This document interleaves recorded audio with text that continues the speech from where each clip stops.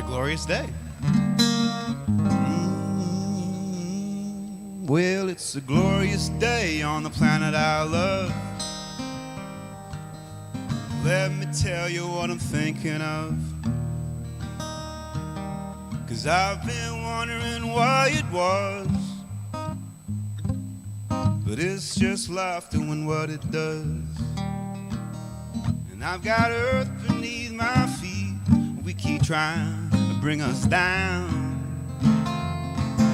So I'm just gonna smile at everything around. 'Cause I've got earth beneath my feet and the sky above. And it's a glorious day on the planet I love. Woo.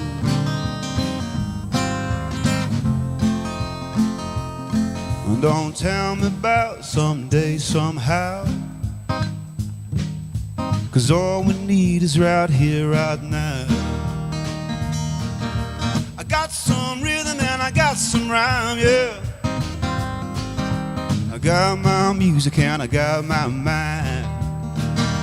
We were sinking in circles, imprisoned in the past. No, I'm just gonna be, and I'm free at last. 'Cause I've got earth beneath my feet and the sky above. And it's a glorious day on the planet I love.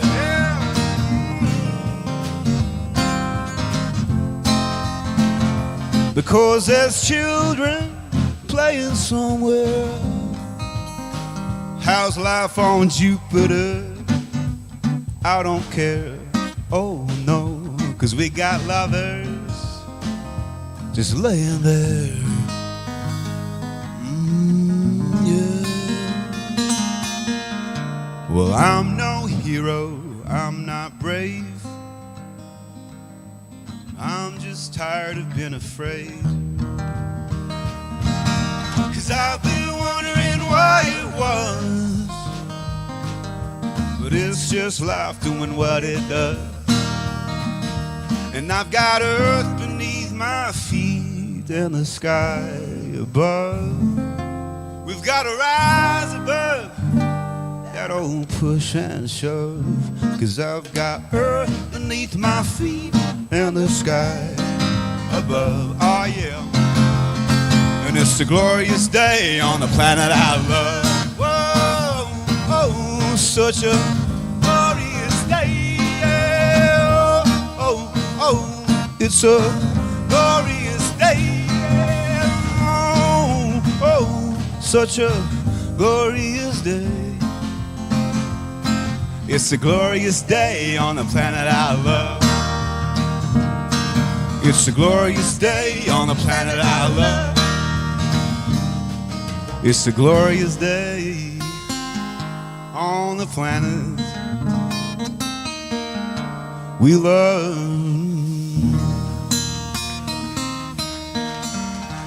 Hey, thank you so much. Let's give it up for my band here.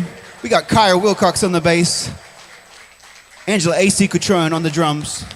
And when they heard that Reverend Guy was returning and we needed to celebrate, they kindly jumped on and said, yeah, let's raise the energy. So welcome back. Thank you. It's fabulous. Good morning. It's on now. Good morning, everybody. I am so glad you're here. It just would not have been the same without you. So I'm just thrilled that you're here. Welcome. I want to say a special welcome to our friends in Oregon. Hello, Sherry. Hello, Howard. Hello, Ollie. Ollie is this amazing dog. And other points beyond here and there, but to our community there and to our community here. Thank you so much for being here. What a wonderful day to be here. I'm so excited. And you just got back from a road trip too. Yeah, San Francisco. Yeah. Yep. Good. Playing some parties up there, and nice. And our good friend Steve is on a road trip even as we speak. He and his wife are headed up to, not Arrowhead, Tahoe, that's what that one, yeah. So lots going on. I'm so excited, and about 3 or 4 people have asked me, how do you feel? Do you feel rested? Are you ready to be back? I can't wait. I'm so excited to be back, and yeah, if this is what 70 feels like, I'm in on it. I'm totally down on it. It's good. It's good. Anyway, so we have a wonderful celebration today, and we have a lot of food afterwards, so if it is your first time, please stay, please enjoy. Let's get to know each other. And what else is there to say? There's a lot to say, but I'll wait for the talk for that one. So Andrea, my dear, how are you doing? Fabulous. Good. Enjoying the energy here. Already, all scintillated and excited to be here with everybody, so it's all good. Why don't you take us on? Oh, okay. So here I am. Take off my glasses. So one thing we love to do at Hilltop Spiritual Center is to pray, which is an invocation, which is calling in the light, which is affirming who it is and everything that we are. So there you go. You just got it all. Everything that ever needed to be said, you got it. But I would like to elaborate. So I invite you to settle into your seat and to already know and feel the breath within you. And because you have arrived, you can let go, right? The shoulders, the hands, the fingers, and relax. And truly, what a magnificent gathering. I'm humbled to be here.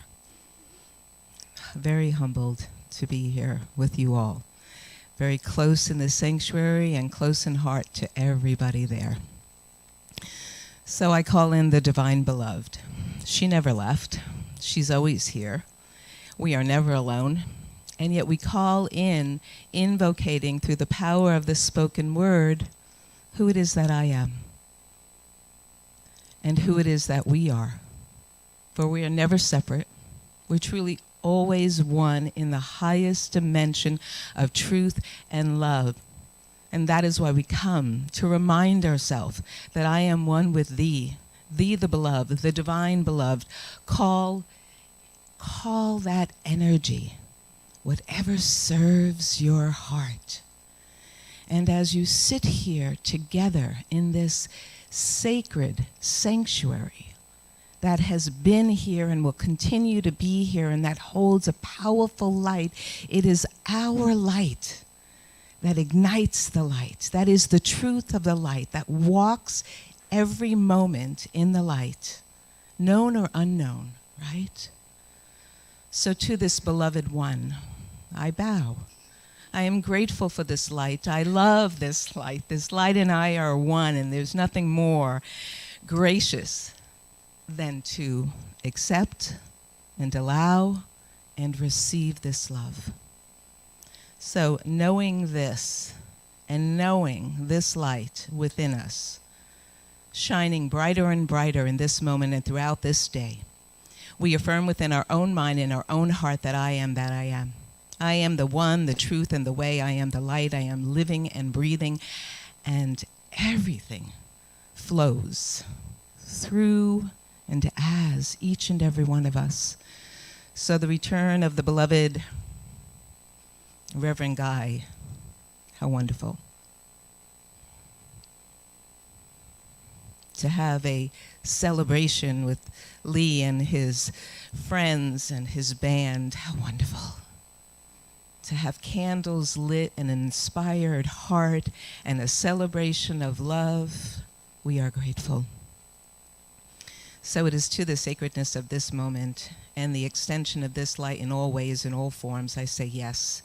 Thank you, Father, Mother, God, for all that you have given us, for all that you do, for being everywhere. All at the same time, everywhere. Call it forth into being by saying, may it be so, and so it is. Yes, absolutely. So the reading for today is from Ram Dass. So the way the service goes is we'll do a reading, we'll do a little bit of guided visualization, and then we'll do 3 minutes of silence. So we just kind of carry this wave, and that's the energy that we invoke. We are conscious of. So here's the reading. It says, remember, we are all affecting the world every moment, whether we mean to or not. Our actions and state of mind matter because we're so deeply interconnected with one another. Working on our own consciousness is the most important thing that we are doing at any moment. And being love is the supreme creative act.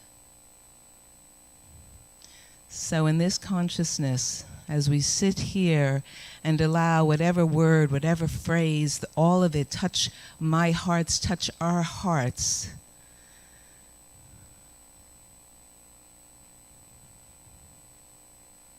there is great wonder and great presence all around, in your own mind's eye, that creative act, most supreme act of love.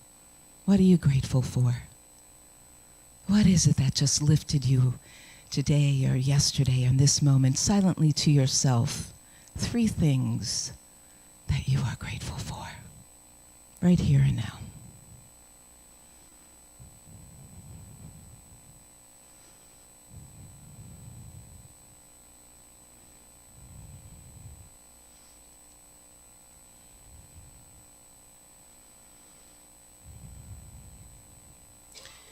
And breathe it in. And breathe it full, breathe it deep, ground it through your feet. And breathe it full, breathe it deep, ground it through your feet.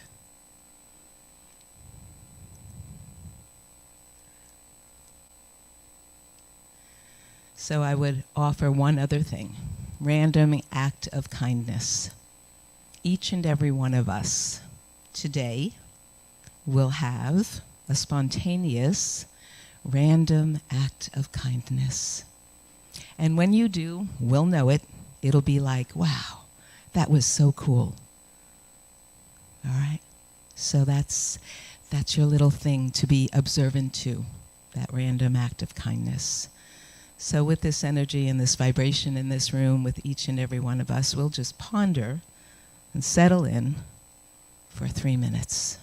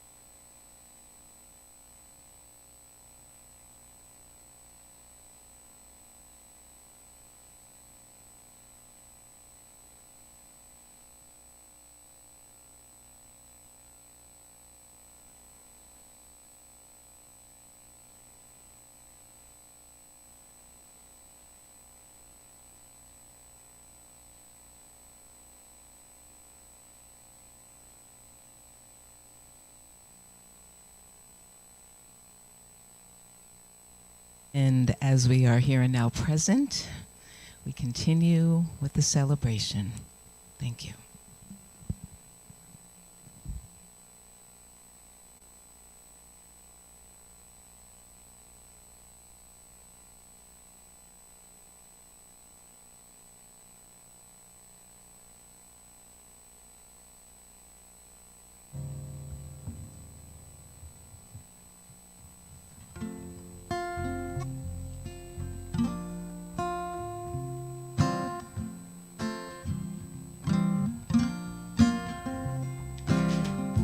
Galileo's head was on the block. Climbers looking up the truth. And as the bombshells of my daily fears explode, I trace them to my youth. And then you had to bring up reincarnation over a couple of beers the other night. Now I'm serving time for mistakes made by another in another lifetime. How long till my soul gets it right? Can any human being reach this kind of light?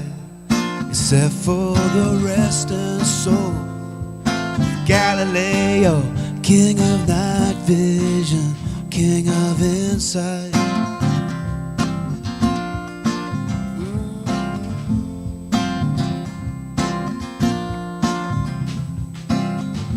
Then I think about my fear of motion, which I never could explain. Some other fool across the ocean years ago must have crashed his little airplane. How long till my soul gets it right? Can any human being ever reach this kind of light? Except for the resting soul of Galileo, king of night vision, king of insight. Here's the bridge.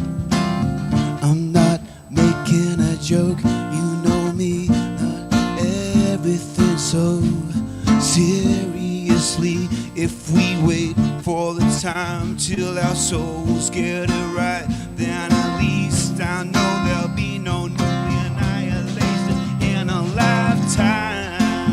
No, I'm not right.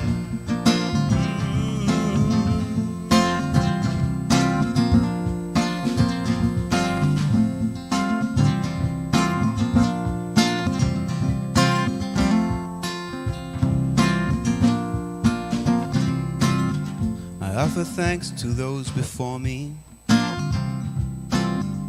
That's all I've got to say. 'Cause maybe you squandered big bucks in your lifetime, and now I have to pay.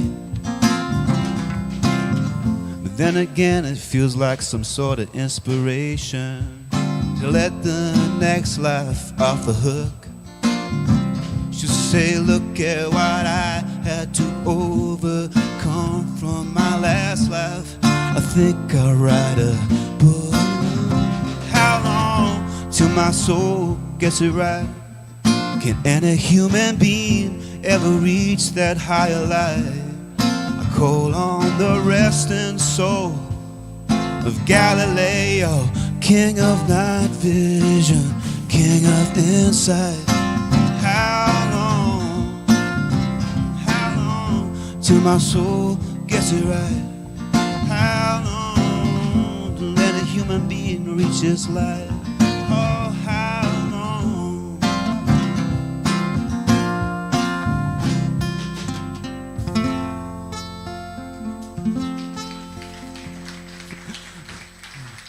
Maybe Reverend Guy came back with the answer. Please welcome back the Dr. Reverend Guy Williams.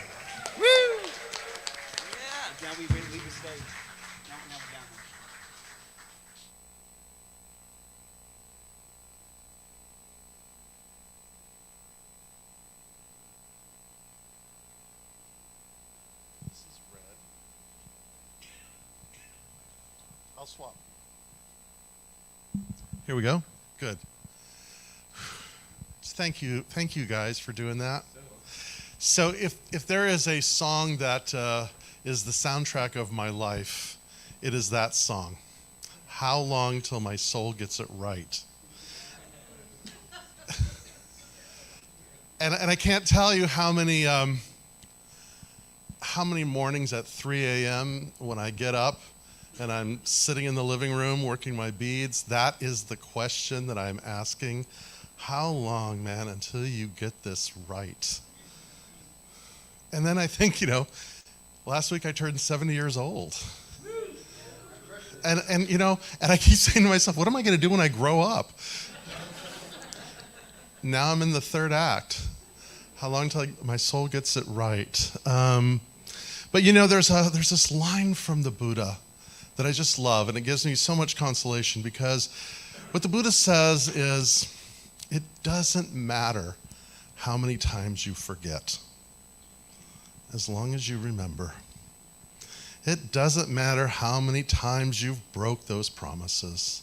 It doesn't matter how many times you forgot. It doesn't matter when you didn't do this or when you said that was going to happen and it never happened. As long as you remember. And that song has another twist for me too. When I was young, I was a child actor. And I worked in plays in the San Diego theater scene. And I played the children's roles in adult theater scene. And I was in a play, Galileo Galilei. And so when other kids were in soccer practice or in Boy Scouts or doing those things, I was in rehearsal. And just by osmosis, I was in the play Galileo Galilei, and he became a hero to me, because the king of night vision, the guy worked with a telescope. He looked beyond, and he challenged the status quo, and he paid dearly for it. But something that James Hillman says is he says this about celebrities, but I would say this about exemplary people, is it's not that they're special, it's that they're unique. Do you see the difference? Special kind of creates a sense of separation. Special means kind of like set apart. But unique offers an insight into potential, into our own potential, because each and every one of us are. Alfred Lloyd Whitehead says that we are all complex amplifiers of experience. Chew on that a moment. I know it's a little heady. We are all complex amplifiers of experience. But think about that some more, especially those of you who live with animals, dogs, cats, birds, fish. They are complex amplifiers of experience. They respond, they learn, they move. Think about your garden. Plants, complex amplifiers of experience. They respond to light, to sound, to weather. Think about fungi. Think about mold. Think about slugs. Think about worms. Think about anything that is alive. It is a complex amplifier of experience. To me, Whitehead uses that term almost as a way of talking about this idea of consciousness from the quote of Ram Dass. It's the thing that we work on.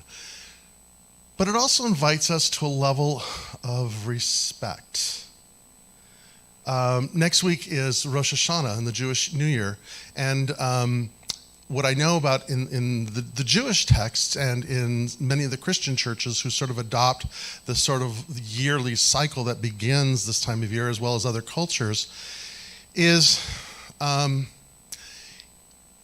of what Rosh Hashanah is the celebration of the birth of the universe.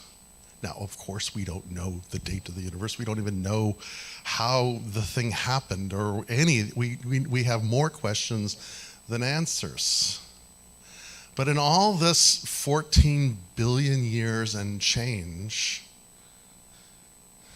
we have this incredible experience of complex amplifiers of experience. Because couldn't we say the same thing for stars, planets, anything and everything? Because it really has nothing to do with brain, maybe not even mind, but something that is interconnected to everything. And only by degree, from our calculus, but complex amplifiers of experience. The other thing, I want to talk about. So let me just say this. So for those of you who don't know, I have been gone for the last 2 months on sabbatical. So, part of the talk is, what did you do on your summer vacation, sort of paper that you write when you come back. And I'll talk about that, but probably not a whole lot here because you don't want to hear the stories. Maybe you do. But when I came back and I was starting to write, when I get ready to write talks, I start making lists. These are the things I want to talk about this month, and then this is how I want to take it to this week, blah, blah, blah, blah, blah, and then the list keeps getting bigger. I've signaled out the books, but I'm realizing that today's talk is probably more of a preface of a talk that will take me an entire year to give. Not today. So what I will say about the sabbatical was, what was the biggest insight to me is this, I think. That in almost every spiritual tradition that I have studied, whether in depth or cursory, that I've been aware of, the practices, the single most important spiritual practice is to remember. To remember. To remember. To remember that we are known and seen and loved by this incredibly transcendent yet deeply personal experience that we call God. To remember that the truest thing about us is that we are the beloved of this experience that we call God. To remember that. To remember, to always remember to keep the main thing, right? How easy we get distracted, how easy I get distracted, hence 3 a.m., how long till my soul gets it right. To keep the main thing. And when it doesn't become the main thing, we just get up and keep going and just take the next indicated step. To remember that everything is working towards something. That to remember that things grow toxic when they're repressed. Think about the fairy tales and mythologies. The fairy that's not invited to the party that wreaks havoc. That's us, right? That's the fairy that didn't get invited. The thing that we repress is the thing that becomes toxic, and it speaks to us through symptoms. That everyone that everything that everyone is doing matters. Again, if each of us is a complex amplifier of experience, that idea connects everything. And so everything that all of us are doing matters in a big and important way. And I think for me also, the most important thing for me to remember, and this comes from this whole concept of this teaching that I am working my way through, called New Thought, that thoughts are causative. But the old pithy statement that, I was introduced to way back when, change your thinking, change your life, is good. But, 30 years into this game, it's just not enough. And maybe it's not change your thinking, change your life as a pithy statement, another way to make myself wrong. But maybe remember that how I perceive things is how I experience things. And how I'm perceiving things is something that I have a little bit in. So I think it's fitting that I quote Dr. Holmes at least once this year, so I'll start today. So Dr. Holmes says this. He says, I think we should feel as though we are on a mission. Not a mission of sadness to save souls, for they are not lost. If they were, you wouldn't know where to look for them. But a mission that glorifies the soul. Not to find that we are here for salvation, but for glorification. The beauty, the wonder, the delight of that something that sings and sings and sings in the soul of all living things. To remember that, and maybe perhaps begin to use that as a lens on how we begin to see. So I'm reading this book right now called The Entangled Life by Merlin Sheldrake, who is a son of Rupert Sheldrake, the scientist. And he talks about this guy, David Abram. Now, what's interesting about David Abram is he wrote a couple books. He wrote a book called The Sensual Soul, I think it is. I know the book that I'm familiar with is the one called On Becoming Human. But he's an interesting guy. He's an anthropologist. He's a philosopher. He's an artist, and he's a magician. The magician, like the sleight of hand kind of magician. And he used to pay his way through graduate school and college as a magician in Massachusetts at a place called Alice's Restaurant. The Alice's Restaurant. So he worked there as a magician, and he learned magic, and this becomes part of the story a little bit. He learned magic in Indonesia and in working with indigenous people, the sleight of hand kind of thing. And so he would weekly, or whenever he worked, he would go in and he would do magic shows. He would have coins floating through the air and rocks appearing here and there and doing all these kinds of magic things. And then what happened, he began to notice as he was getting good at his skill, is that afterwards, first of all, one time it happened, and then it began to happen more often, is a couple came to him and they said,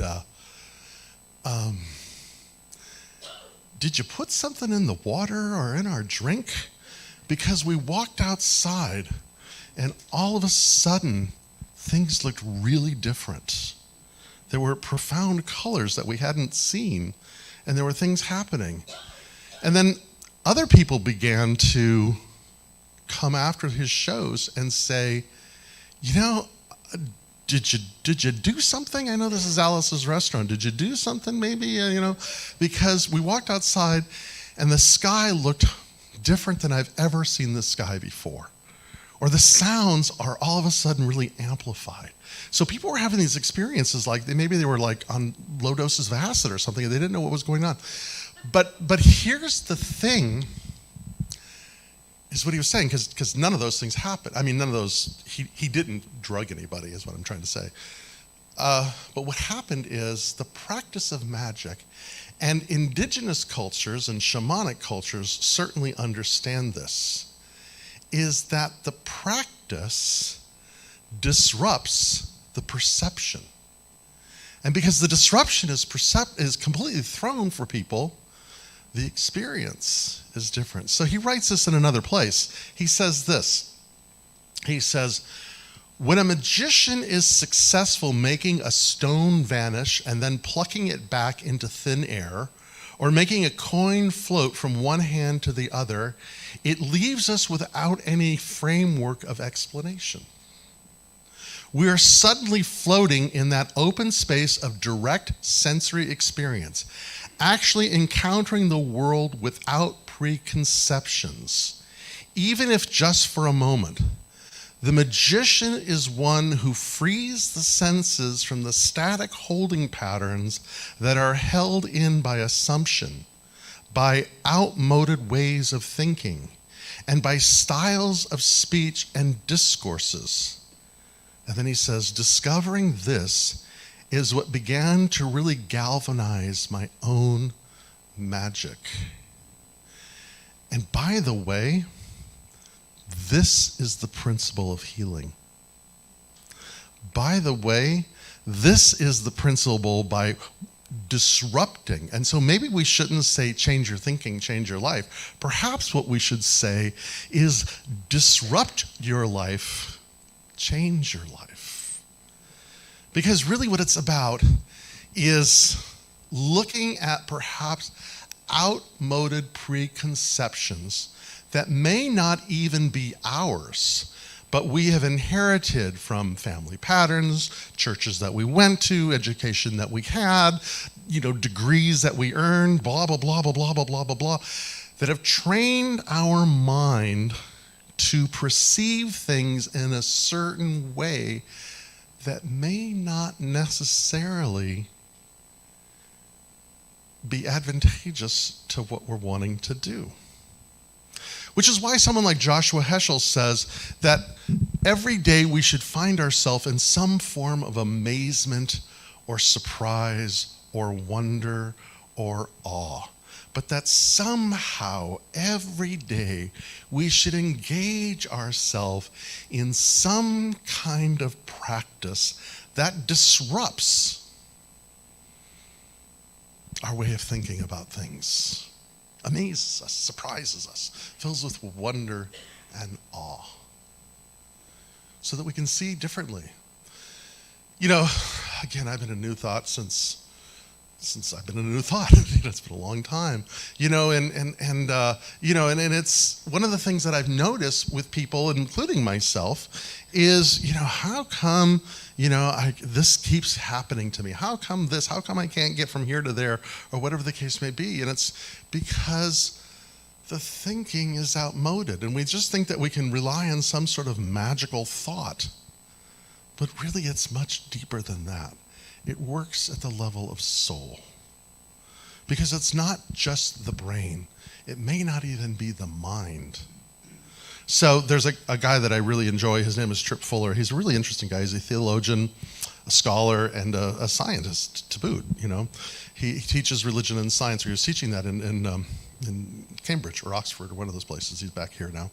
But he was talking about, when he was in England, and he was Edinburgh. That's where he was. He was in Edinburgh. So he was working with this lab, because he was doing this whole thing, post-grad work on science and spirituality. And some of the scientists were saying, what we're finding is we're doing this thing and we're noticing that there are twins in utero, and before the brainstem even is developed, we're observing them in some kind of playful interaction with each other. Complex amplifiers of experience without a brain, without a brainstem. Something else is going on. And to plug into that, that's the realm of the magical. That's the realm, as Tolkien would say, of course, it's been 10 minutes into the talk, I've got to mention Tolkien. Tolkien would say, that's the realm of fairy, the enchanted, the world of the imaginal. And that is way more important in cultivating the experience of our life than anything else. To remember, to remember, to remember. So, in this small pile of books and they're all wanting to invite their friends into this pile, and I'm having to keep sorting and going out. There's a book about Kierkegaard.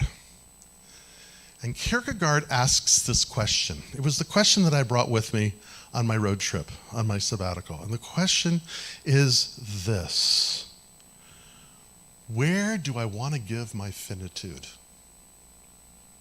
So we can get all lofty here, and that's a good thing. And realize that we were never born and we're never going to die, and all that is true. And I'm living in a body that has a shelf life. I'm thinking it's going to be a while, but there is a finiteness about life, this body, this experience, this place, this time. And in all that, where do I want to give my finitude? Where do I want to say, I want to invest this life to this experience, to this thing, to this cause? Now, Kierkegaard wasn't the first person to ask that question. It goes all the way back.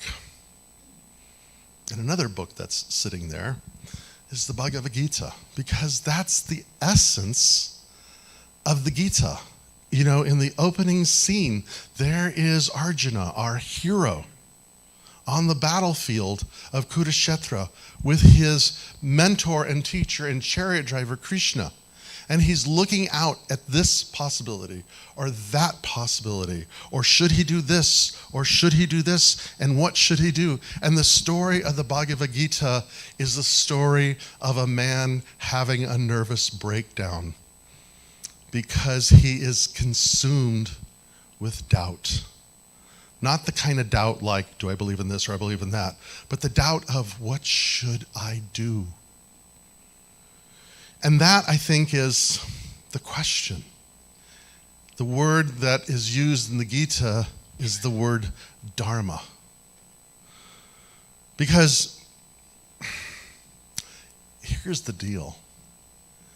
Each of us was born with something to do in this life. It wasn't preordained. It wasn't like the end has been set already. There may not even be a map, but there's a calling, a yearning. Emerson says that. He says, each and every one of us has a vocation. The talent, the yearning is the call. Venus is the call. The thing that there's an affinity towards is the call. The thing that we love. So each of us has been called into this life for a purpose.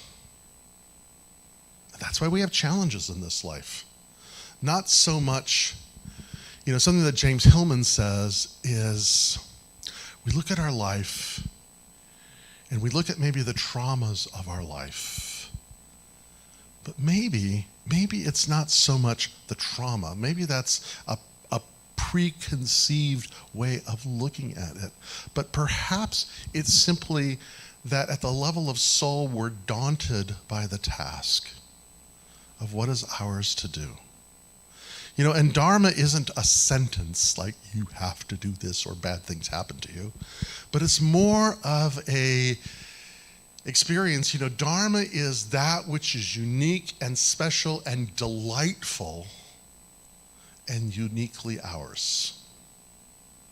And the whole story of the Gita then is the story of finding what is mine to do and where do I give my finitude. It's a really important question that I'm sitting with personally. Maybe you are too, Maybe there's been some medical, interesting changes in your life. Maybe you've reached a level of retirement, or maybe your kids have finally moved out of the house and they've gone to college and beyond, or maybe you've decided that the job that you had, you're now in a position to do this, or whatever the case may be. But the question then sits for all of us is, what is mine to do in this world? What is mine? And that was what Ram Dass was saying, is what is mine? So my invitation then is that we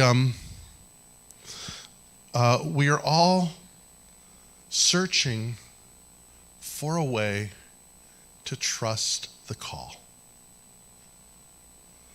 What Ignatius would say, the discernment of what is ours to do. In this really, really, really old universe that has a really, really, really long way to go. It's so easy for us to get distracted. And so we practice remembering. We practice remembering that I am known and seen and loved by that which causes me to be a complex amplifier of experience, as every living thing is.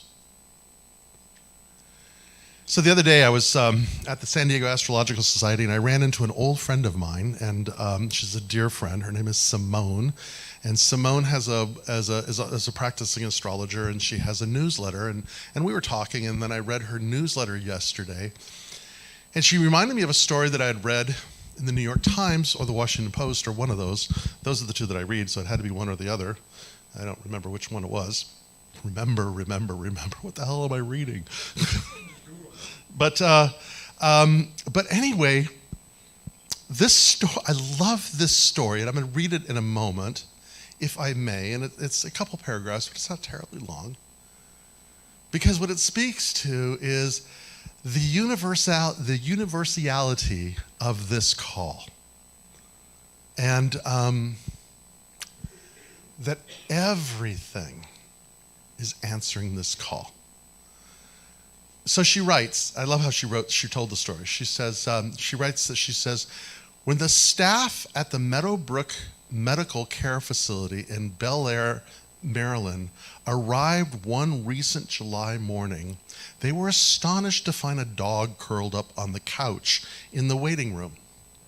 Miraculously, Scout had escaped the night before from a nearby animal shelter, managed to scale the 10-foot chain link fence and another 6-foot solid privacy fence, cross a busy highway without being run over, find the nursing home, go in through the front door, and crash on the sofa. Wow. Scout was sent back to the shelter, only to escape again a few nights later and return to the facility. Then, a few nights after that, the whole thing happened again. At that point, the nursing home staff saw that it was meant to be. They adopted Scout, who quickly began making friends with the residents. His presence has improved, where am I at? His presence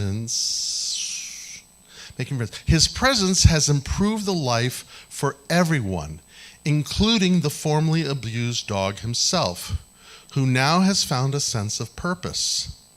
The Detroit Free Press reported that he patrols the halls as both security guard and professional greeter, plays with residents who have the energy to do so, visits those who are near death, and accepts dog treats from his many admirers.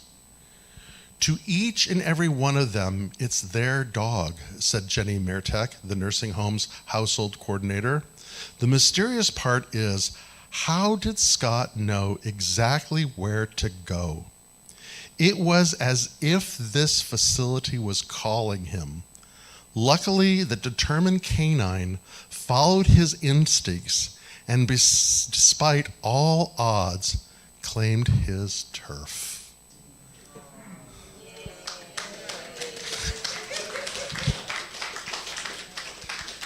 Good for Scott. So, do I want to end this with, if a dog can do it, you can do it? Or I just want to invite you to just savor this experience with amazement and wonder and awe. How did this dog do this? How did it? Because in reality, he answered a call. The very same call that is calling each and every one of us. The very call that Arjuna answered on the fields of Kurukshetra. The very call that fills us with amazement and wonder and awe every day. So let us pray.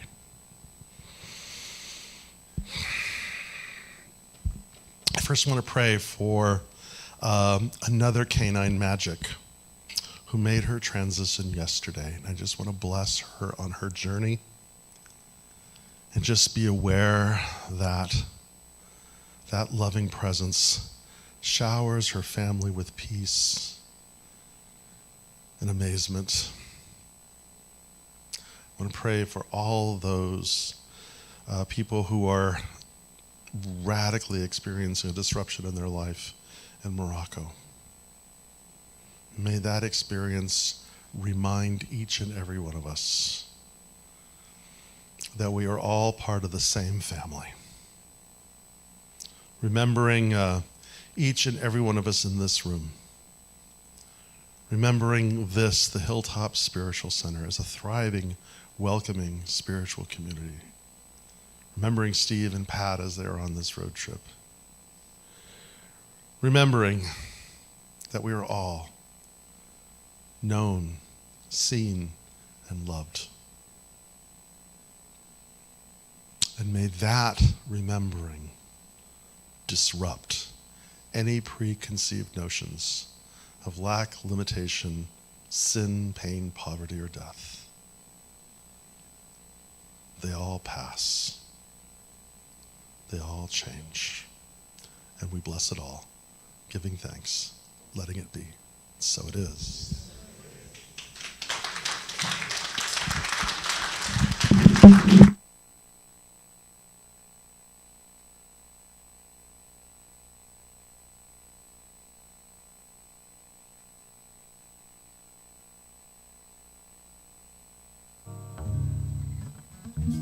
That was beautiful, Reverend. Thank you so much. Can feel the well-restedness.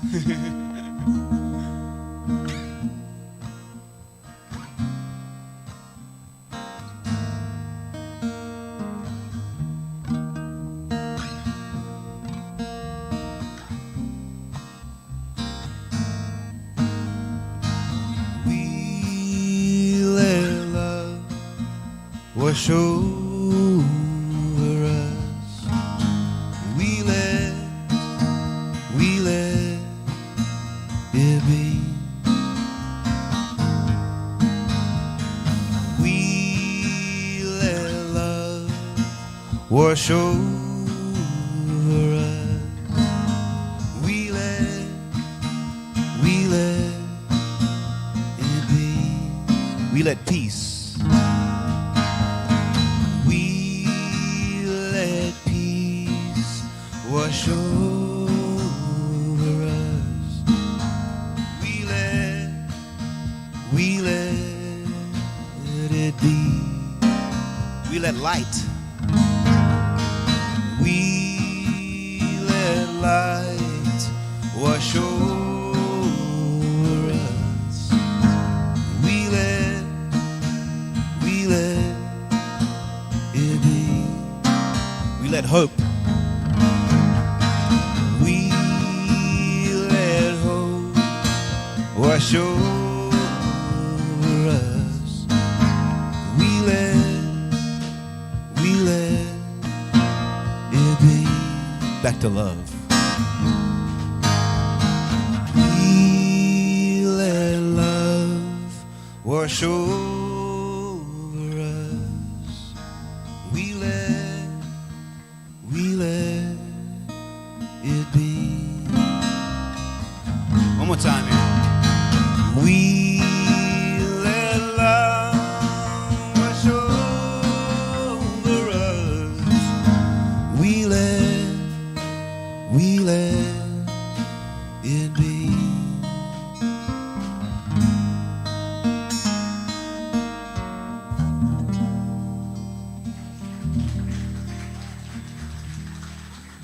Beautiful voices out there. Thanks for sharing yourselves.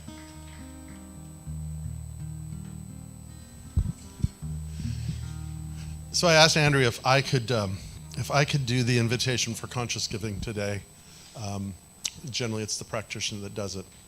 And I did it because I wanted to start with something that Meister Eckhart says. Meister Eckhart was this 12th century mystic who said, if you're only going to pray one prayer, it's the prayer of gratitude.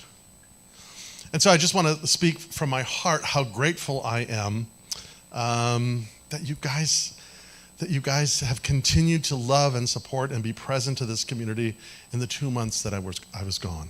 You know, for Lisa showing up and doing music, for Jeff doing sound, for Lee doing amazing stuff with your band, and for Andrea, who's been, you know, running so many of the admin things and beyond, and the practitioners, and those, you guys are bringing food, and Kevin who's Kurt's in the kitchen.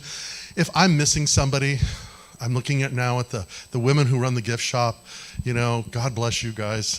If I'm forgetting somebody, it's not by intention. It's just, you know, I'm 70 years old. I can say that now. Yeah, at a moment.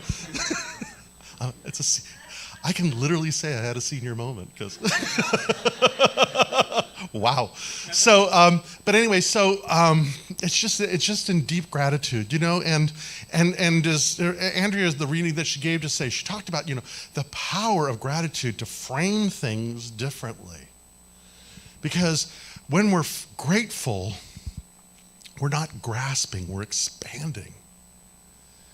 And gratitude leads us to the experience of generosity, you know, generosity in life, of being open and curious, expansive, realizing that we're interconnected to everything else and that nothing is limited from anything else. And I must tell you personally that when I practice this, amazing and remarkable things happen in my life. And I adore this center.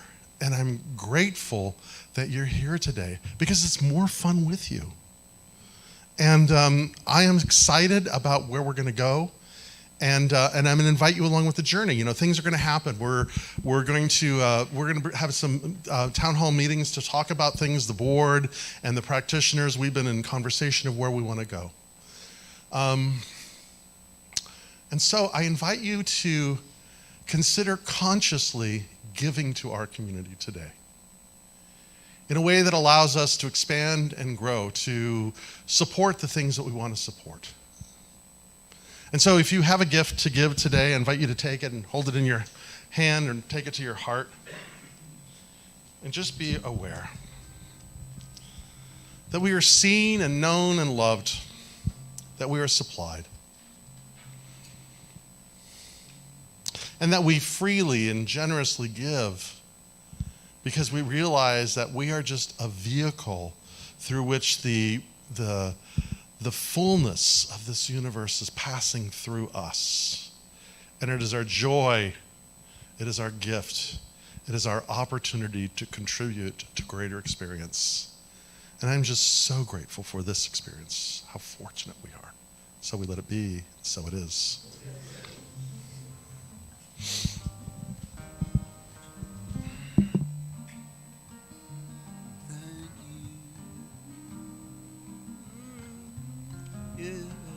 I'm singing you, yeah, you, thank you. Yeah. The people coming through, people like you, people coming through, people like you. So again, thank you everybody that's been part of this experience, and thank you for being here today. There's a couple things coming down the line that I want you to know. One is there is a visioning class that's being made available. It's being taught by our practitioner at our satellite experience in Oregon. It's being taught on Zoom. It's the power of visioning. Visioning is, you know, visioning is where it's at, man. It is a skill. It is a way to fine-tune how you perceive things. So you can sign up online. If you have any questions today, you can ask Andrea after service, and that happens. I also want to let you guys know that over the last several months, the practitioners have been gathering on Friday mornings via Zoom, and we pray. And we pray for each and every one of you that put in prayer requests. We pray in general, of course, but for specific things. And so if your heart has been touched, if you would like prayer, you can fill out a prayer request, and we've been a little bit loose on it, but we're really working on being more accountable as following through with contacting you to let you know that we prayed for you. But please know that in the meantime, we have been praying for you. And we pray on Friday mornings and throughout the week. And so please feel free to fill out a prayer request and we will pray. We will pray for it. Also, if you would like prayer today, you can see one of the practitioners. I need that Reverend Laura's there, Liz is here, Terry's here, Paul is here. I know that you're here, Andrea. I'm going to get to you in just a second. And Kurt is here. So if you'd like prayer with anybody, you can go to one of the practitioners and just say, you have a minute? And they'll see you. They'll see you. They'll serve you. And they'll celebrate you. Also, after service, about 5 minutes after service, after you go to the feast, you can go into the Emerson room, and Andrea will be leading. Are you going to lead a prayer circle? Is it you? Yeah, Andrea will be leading a prayer circle there. And so that's an opportunity just to come to there and pray and experience our form of affirmative prayer. So there's lots of prayer for you to have that there. Have I forgotten anything? Nope, good. So again, thank you all. Have I forgotten? I've forgotten Jim's class. I was talking to Jim before, and Jim and I come from different backgrounds, and we perceive things differently. But what's really cool, and what I love about this center, is we love each other, we support each other, we are curious about each other, and he runs. This guy, He's teaching a class on Taoism, and the people that are in the class probably know this man is he is a remarkable teacher and has great insight, and that's on Sunday mornings at 8:30. 9:30, like I said. Sunday mornings is, yes, okay. I'm 70 years old. It's at 8:30, Jim and I are chatting. At 9 o'clock, his class begins. So that happens on Sunday mornings. Woo-wee. So I think with that, I'm going to let Andrea do the benediction. And if this is your first time, please make it a point, if you can, to come up to me. I'd love to get to know you. I'd love to get to meet you here and everyone else. So with that. Thank you.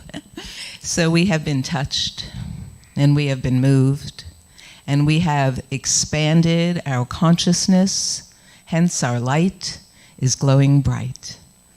So I know as we move forward into this day, the power of the word that has filled us, the love of those random acts of kindness will inspire us, and the gift of this center will carry forward through each and every one of us. So bless us, each of us, on our journey home. We're here, walking each other home. Blessed be, and so it is.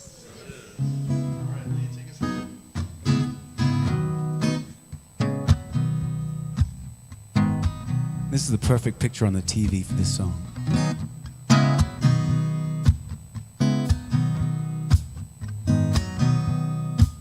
Out of nowhere, you were right there, stood right by me. I knew your face. Yeah, you got my back like a jetpack. You boost me up like outer space. And we're dancing to the stars. It's how it came to be. Won't you dance to the stars with me? Hey, we're dancing to the stars. It's all we really do. Wanna dance to the stars with you. Ooh.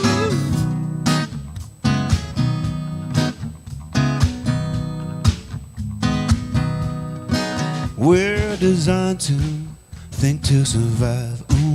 You help me zoom out when you arrive. We're the same things, all just starlings, my darling earthlings. Don't you feel alive? 'Cause we're dancing to the stars, it's how it came to be. Won't you dance to the stars with me? Yeah, we're dancing to the stars, that's all we really do. Wanna dance to the stars with you.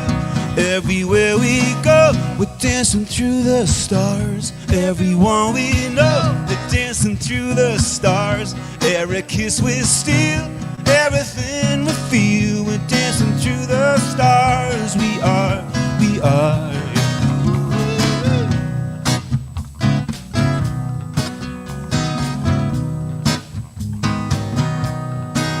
Why are we here?